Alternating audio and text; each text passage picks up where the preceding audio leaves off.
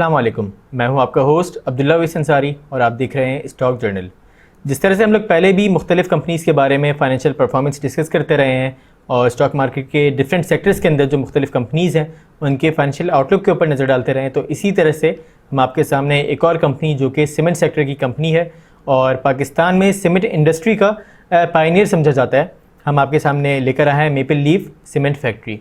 Kohinoor maple leaf group की ये company है और तकरीबन ये कि 1960 से ये as a public limited company जो है पाकिस्तान में रजिस्टर्ड है, जो कि 1956 में Pakistan West Pakistan industrial development corporation के तहत और गवर्नमेंट ऑफ कनाडा इनके ताउन से जो है ये कायम की गई थी। कोहिनूर मेपल लीफ ग्रुप की हम बात करते हैं तो इसके अंदर जो है एक बहुत बड़ा ग्रुप है और पाकिस्तान के अंदर जो है इसमें 4 डिफरेंट कंपनीज़ नज़र आती हैं हमें देखने में, जिसमें एक हमने आपके सामने बात की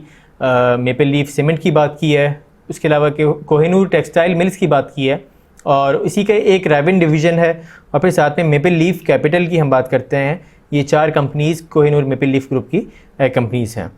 और अगर हम मेपल लीफ सीमेंट की हम बात करें तो इसका जो हेड ऑफिस है वो लाहौर में वाक़ है और इसके डिफरेंट रीजनल सेल्स ऑफिस की बात करते हैं तो वो कराची, लाहौर, पेशावर, रावलपिंडी, सरगोदा और फैसलाबाद में मौजूद हैं। और कंपनी का जो प्रोडक्शन प्लांट है वो सिकंदराबाद मियांवाली में मौजूद है। कंपनी के हम प्रोडक्ट्स और मार्केट्स की बात करें अगर, तो कंपनी चूँकि सीमेंट और क्लिंकर की मैन्युफैक्चरिंग के अंदर जो है मसरूफ़ है, तो अगर प्रोडक्ट लाइन की बात करते हैं तो कंपनी के पास इस वक्त जो है ordinary Portland cement, sulphate resistant cement, low alkali cement, white cement और वॉल कोट जो है ये कंपनी की प्रोडक्ट लाइन के अंदर मौजूद है। यहीं पर अगर हम कंपनी की मार्केट की बात करें तो उसमें पाकिस्तान की जो मार्केट है तो लोकल मार्केट कंपनी की एक सबसे बड़ी मार्केट है और साथ में अगर हम देखें जो एक्सपोर्ट मार्केट्स की बात करते हैं तो उसके अंदर डिफरेंट हमें जो है कंट्रीज़ नज़र आती हैं, जो कि अफ़गानिस्तान और ओमान, कतर, श्रीलंका, तंजानिया और मेडागास्कर, ये कंपनी की जो है एक्सपोर्ट मार्केट्स हैं जो कि कंपनी को अच्छा खासा रेवेन्यू जनरेट करके देती हैं। यहीं पे अगर हम कंपनी की प्रोडक्शन और डिस्पैचेस की बात करें तो सीमेंट और क्लिंकर की जो प्रोडक्शन है तो पिछले साल के मुकाबले में उसमें कमी देखने में नज़र आई है। तकरीबन जो है क्लिंकर की प्रोडक्शन की बात करें तो 1.5% कमी इसकी प्रोडक्शन में नज़र आई है और उसके अलावा तकरीबन 4.25% के करीब जो है सीमेंट की प्रोडक्शन में कमी देखने में नज़र आई है और तकरीबन 4.9 मिलियन मेट्रिक टन्स कंपनी की सीमेंट की प्रोडक्शन रही है। यहीं पर अगर हम सेल्स के इन टर्म्स ऑफ यूनिट्स हम बात करते हैं तो लोकल सीमेंट सेल्स जो है तकरीबन 6.5% के करीब डिक्लाइन हुई है, लेकिन यहीं पर एक्सपोर्ट्स की बात की जाए तो उसमें 80% जो है इजाफा देखने में नज़र आया है। और यहीं पे अगर सेल्स की हम यानी कि कंपनी की फाइनेंशियल परफॉर्मेंस के बारे में बात करें, रेवेन्यूज़ के बारे में बात करें, sales in terms of price की बात करते हैं तो उसमें अच्छा खासा इजाफा हमें देखने में नज़र आता है, जो कि पिछले साल तकरीबन 29.17 मिलियन जो है कंपनी की सेल्स रही थी, जो कि इस साल बढ़ के तकरीबन 22% इजाफे के साथ 35.65 मिलियन रिकॉर्ड की गई है। मुख्तलिफ वजूहात हैं उसके पीछे, जिसके अंदर सबसे बड़ी वजह ये कि जो इसकी रिटेंशन प्राइस है यानी कि सेल्स प्राइस है सीमेंट की, उसके अंदर इजाफा, लोकल ग्रे सीमेंट है उसकी प्राइसेस में अच्छा खासा इजाफा, फिर उसके अलावा पिछले साल के मुकाबले में जो हालात बेहतर हुए हैं उसकी वजह से कंपनी की सेल्स में जो है अच्छा खासा इजाफा हुआ है। और इन टर्म्स ऑफ प्राइस की हम बात करते हैं यहाँ पे। और उसके अलावा ये कि जो कोविड की वजह से जो हालात जो थे उसमें गवर्नमेंट की तरफ से कंस्ट्रक्शन सेक्टर को एक रिलीफ दिया था और उसके अंदर बहाली जो है मुख्तलिफ, जब पूरी दुनिया में इंडस्ट्रीज़ बंद थी तो वहाँ पे कंस्ट्रक्शन सेक्टर के अंदर जो है बहाल किया गया था उसको, तो उसके अंदर कंपनी की सेल्स में भी एक प्रॉफिटेबिलिटी इसकी वजह से हमें देखने में नज़र आती है। यहीं पर अगर हम कंपनी की कॉस्ट ऑफ सेल्स यानी कि कॉस्ट ऑफ गुड सोल्ड की बात करते हैं तो उसमें तकरीबन 5% कमी देखने में नज़र आई है। मुख्तलिफ वजूहात हैं उसके अंदर, यानी कि आप देख सकते हैं रॉ मटेरियल जो है उसके अंदर कुछ कमी आपको नज़र आएगी और यानी कि सैलरीज़ की बात करते हैं जो डायरेक्ट लेबर है उसके अंदर तो उसकी सैलरीज़ के अंदर कमी, या फिर मुख्तलिफ चीज़ों की बात करें यानी कि जो भी कंपोनेंट्स इसके हैं उसके अंदर तकरीबन 5% के करीब कमी देखने में नज़र आई है। यहीं पर अगर हम बात करें कंपनी की ग्रॉस प्रॉफिट्स की बात करें तो पिछले साल कंपनी की सेल्स जो है चूँकि कम थी और ग्रॉस प्रॉफिट जो है कंपनी का तकरीबन 613 मिलियन रिकॉर्ड किया गया था, जो कि इस साल तकरीबन 1300% इजाफा, यानी कि ये एक बहुत मैसिव इंक्रीज इसके अंदर हमें नज़र आता है। तकरीबन 1300% इजाफे के बाद जो है तकरीबन 8.6 बिलियन कंपनी की ग्रॉस प्रॉफिट जो है रिकॉर्ड किया गया है। साथ ही में हम अगर कंपनी के ऑपरेटिंग एक्सपेंसेस की बात करते हैं तो उसमें इजाफा देखने में नज़र आया है, तकरीबन 41% के करीब इजाफा नज़र आया है, जिसके अंदर एडमिनिस्ट्रेटिव एक्सपेंसेस होते हैं और डिफरेंट एक्सपेंसेस होते हैं, उसमें इजाफा नज़र आया है। और उसके साथ साथ अगर हम देखें अदर इनकम, जो कि कंपनी के कैश डिपॉजिट्स थे जो कि शरिया अरेंजमेंट्स के अंदर या फिर कन्वेंशनल बैंकिंग के अंदर जो कंपनी के डिपॉजिट्स थे, तो उसकी वजह से जो कंपनी को एक रेवेन्यू अर्न होता है तो वो अदर इनकम में हमें देखने में नज़र आता है और तकरीबन 53% उसके अंदर इंक्रीज़ हुआ है और 223 मिलियन के करीब कंपनी की अदर इनकम रिकॉर्ड की गई है। यहीं पर अगर हम टोटल कंपनी की प्रॉफिटेबिलिटी के बारे में बात करते हैं तो उसमें जैसे कि हमने बात की रिटेंशन प्राइसेस जो हैं उसके अंदर इजाफा, फिर उसके अलावा जो फाइनेंस कॉस्ट की बात करते हैं तो जो डिक्रीजिंग फाइनेंस कॉस्ट है उसकी वजह से जो है कंपनी की प्रॉफिटेबिलिटी में अच्छा खासा इजाफा देखने में नज़र आया है। और यानी कि यहाँ पे हम बात करें लोअर मार्केट रेट्स, पिछले साल जो गवर्नमेंट ने कंपनीज़ को एक रिलीफ दिया था जिसके अंदर फाइनेंस कॉस्ट जो थी इनको कट डाउन किया था, तो उसकी वजह से कंपनी की प्रॉफिटेबिलिटी में भी अच्छा खासा इम्पैक्ट देखने में नज़र आया। और यहीं पर एक और चीज़ ये कि फाइनेंस कॉस्ट में कमी की एक और वजह ये कि जो कंपनी की जो शॉर्ट टर्म बोरिंग थी उसके अंदर भी जो रिडक्शन है उसकी वजह से कंपनी की फाइनेंस कॉस्ट में अच्छा खासा जो है इसमें एक कमी देखने में नज़र आई है। तो अगर नेट इनकम की बात करें तो उसमें पिछले साल जो कंपनी की नेट इनकम रिकॉर्ड की गई थी वो तकरीबन 3.559 मिलियन जो है लॉस रिकॉर्ड किया गया था, जो कि इस साल तकरीबन 208% इजाफे के साथ जो है 3.8 बिलियन कंपनी का नेट इनकम रिकॉर्ड की गई है। यहीं पे अब चूँकि पिछले साल नुकसान कंपनी ने जो है इसमें अच्छा खासा उठाया और इस साल जो है कंपनी प्रॉफिट में रही है तो उसका इम्पैक्ट अर्निंग पर शेयर के ऊपर आता है। तो पिछले साल कंपनी की जो है अर्निंग पर शेयर की बात करते हैं तो तकरीबन 3.89 पैसा जो है कंपनी का लॉस पर शेयर था और जो कि इस साल बढ़ के तकरीबन 3.49 रुपीज़ पर शेयर जो है कंपनी की अर्निंग हमें देखने में नज़र आई है। बात करते हैं कंपनी की बैलेंस शीट के बारे में तो यहाँ पे कंपनी की जो शेयर होल्डर्स इक्विटी है उसमें तकरीबन 11% इजाफा देखने में नज़र आया है। यहीं पे अगर हम कंपनी की लायबिलिटीज़ की बात करें तो नॉन करंट लायबिलिटीज़ के अंदर 3 मेजर चीज़ें यानी कि लॉन्ग टर्म लोन्स हैं और डेफर्ड ग्रांट है और इसके अलावा डेफर्ड टैक्स, ये 3 चीज़ें जो मेजर चंक बनता है कंपनी की नॉन करंट लायबिलिटीज़ का, वो ये 3 चीज़ें हैं। और लॉन्ग टर्म लोन्स की हम बात करते हैं तो उसमें कमी देखने में नज़र आई है, तकरीबन 5% के करीब कमी देखने में नज़र आई है और 11.636 मिलियन जो है लॉन्ग टर्म लोन्स कंपनी के रिकॉर्ड किए गए हैं। उसमें जो लोन्स इनके कंपनी के जो रिकॉर्ड किए गए हैं तो उसमें एक वजह ये कि जो कंपनी ने अपनी प्लांट एक्सपेंशन की वजह से जो लोन लिया गया था वो इसके अंदर शामिल है। फिर उसके अलावा ये कि जो न्यू सीमेंट प्रोडक्शन लाइन है उसकी बैलेंसिंग, मॉडर्नाइजेशन और रिप्लेसमेंट के लिए जो कंपनी ने लोन लिया था वो कंपनी के लॉन्ग टर्म लोन्स के अंदर शामिल है। इसी तरह से डेफर्ड ग्रांट की बात करते हैं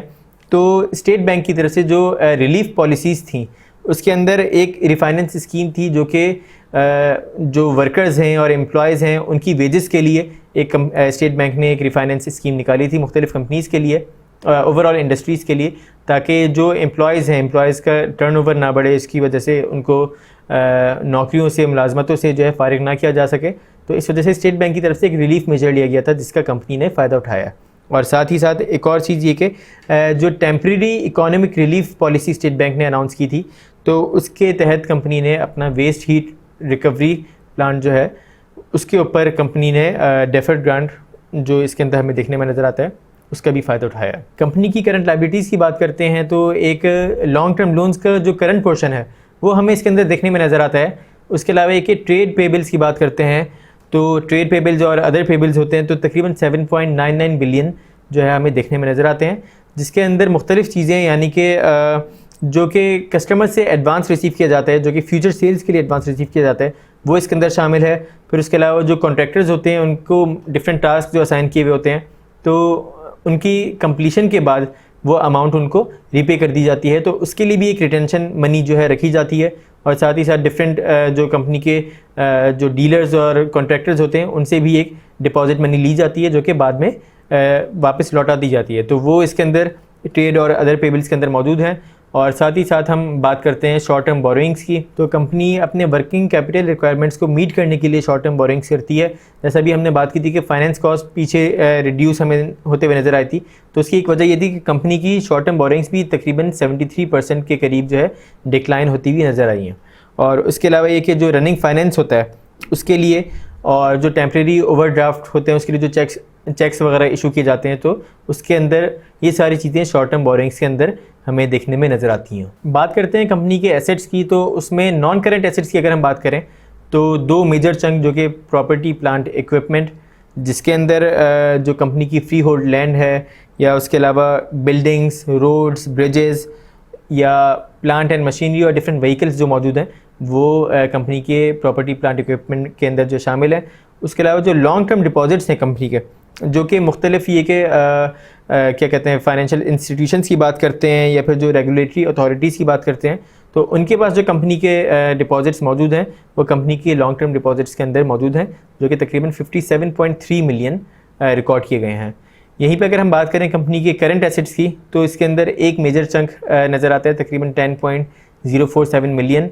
जो कि स्टोर्स, स्पेयर पार्ट्स और लूज टूल्स के लिए जो है रकम मुख्तस की गई है। रकम तो मुख्तस नहीं की गई, इतने के एसेट्स रिकॉर्ड किए गए हैं। उसके अलावा जो स्टॉक इन ट्रेड की बात करते हैं, यानी कि उसके अंदर रॉ मटेरियल्स हो जाते हैं या फिर उसके अलावा जो फिनिश गुड्स होते हैं, इन्वेंट्री होती है, वो हमें इसमें देखने में नज़र आता है। फिर साथ ही साथ हम बात करते हैं तकरीबन 1.6 बिलियन के कंपनी के ट्रेड डेट्स हैं, और इसके अलावा एडवांस इनकम टैक्स तकरीबन 1.97 बिलियन का है, और फिर साथ ही साथ तकरीबन 501 मिलियन कंपनी के कैश बैलेंसेस हैं या फिर बैंक बैलेंसेस हैं, जो कि पिछले साल के मुकाबले में तकरीबन 53% डिक्लाइन हुए। ये कैश बैलेंसेस जो हैं ये कंपनी के मुख्तलिफ बैंक्स में, जैसे कि MCB बैंक की बात करते हैं तो वहाँ पे कंपनी के शरिया अरेंजमेंट के अंदर ये डिपॉजिट्स मौजूद हैं। फिर उसके अलावा कुछ अमाउंट जो है वो कन्वेंशनल बैंकिंग के अंदर भी as a short term deposit के तौर पे मौजूद है। एक टेक्निकल चार्ट आपकी स्क्रीन पर मौजूद है जिसके अंदर कंपनी की प्राइस मूवमेंट जो है नज़र आती है, और यहाँ पर अगर आप देखें तो तकरीबन 40 रुपये के करीब रेजिस्टेंस लेवल इसमें नज़र आता है, और तकरीबन 35 रुपये के करीब, 35 रुपये 50 पैसे के करीब एक इसका जो है सपोर्ट लेवल नज़र आता है। उसके अलावा अगर आप पिछले कुछ अरसे के अंदर देखें अपने चार्ट्स के अंदर, तो यहाँ पे कंपनी की प्राइसेस जो है शेयर प्राइसेस मुस्तकिल बतदरीज इसमें कमी देखने में नज़र आती है, जो कि इसका इम्पैक्ट जो है जो कि कंपनी के जो फाइनेंशियल परफॉर्मेंस के साथ साथ एक मार्केट सेंटिमेंट्स होते हैं उनकी वजह से, या उसके अलावा स्टॉक मार्केट के अंदर जिस तरह से काम हो रहा होता है, तो मुस्तकिल हमें पिछले कुछ अरसे में जो है एक मंदी नज़र आ रही है जिसका इम्पैक्ट कंपनी की शेयर प्राइस के ऊपर भी आया है, जो कि तकरीबन 45 रुपये के करीब कंपनी की शेयर प्राइस जहाँ पे चल रही थी, सस्टेन कर रही थी, वहाँ से एक डिक्लाइन नज़र आया, और तकरीबन इस वक्त ये कि 35 और 36 रुपये के करीब कंपनी की शेयर प्राइस मूव होती भी नज़र आती है। यहीं पर हम बात करें अगर कंपनी के स्टॉक स्टैटिस्टिक्स की बात करते हैं, तो स्टॉक मार्केट में जो कंपनी का सिंबल है वो MLCF है, और 52 डेज़ यानी कि पिछले गुज़िश्ता एक साल का अगर हाई और लो की बात करें तो तकरीबन 34.32 रुपीज़ जो कंपनी का लो रिकॉर्ड किया गया, और 50 रुपये 90 पैसे कंपनी का जो है हाई रिकॉर्ड किया गया। टोटल शेयर्स की बात करें तो इसके टोटल शेयर्स 1.06 बिलियन है, और जिसमें से फ्री फ्लोट तकरीबन 45% यानी कि 494 मिलियन कंपनी का जो है फ्री फ्लोट है, और टोटल मार्केट कैपिटल तकरीबन 39.43 बिलियन कंपनी का मार्केट कैपिटल है। इन्वेस्टर पर्सपेक्टिव से बात करते हैं तो हर शख्स की कोशिश होती है, हर इन्वेस्टर की कोशिश होती है जो कि स्टॉक मार्केट में काम करता है, तो उसकी कोशिश होती है कि कंपनी की प्राइस मूवमेंट के बारे में जाना जाए। तो साथ में उसके हमें मुख्तलिफ़ चीज़ों को जो है मद्देनज़र रख के यानी कि कंपनी के प्रॉफिटेबिलिटी को भी देखा जाता है, लेकिन साथ साथ मार्केट सेंटिमेंट्स हैं उनके ऊपर भी नज़र रखी जाती है कि मार्केट किस तरह से मूव कर रही है। अब ये कि इसके अंदर कंपनी की टेक्निकल एनालिसिस के हवाले से अगर देखा जाए तो एक अपवर्ड ट्रेंड इसके अंदर जो है नज़र आ सकता है, एक इसके अंदर गुंजाइश मौजूद है जो कि इसकी प्राइस को ऊपर लेके जा सकती है, लेकिन चूँकि मार्केट की मूवमेंट ऐसी चल रही है कि ओवरऑल स्टॉक मार्केट की बात करें तो एक रेंज बाउंड मार्केट चल रही है, और जिसकी वजह से बहुत सारे स्टॉक्स हैं उनकी प्राइसेस में मुस्तकिल कमी हमें देखने में नज़र आती है। तो ये कि मुख्तलिफ ये कि आपको अपने एनालिसिस भी करने की ज़रूरत होती है, साथ में मार्केट के ऊपर भी नज़र रखनी चाहिए, और साथ साथ ये कि जो डिफरेंट ट्रेंड होते हैं उनको फॉलो करना चाहिए, तो उसके हिसाब से फिर मार्केट के अंदर जो है काम किया जाता है। इन सब चीज़ों के साथ जो है आप इजाज़त दीजिए। अल्लाह हाफ़िज़।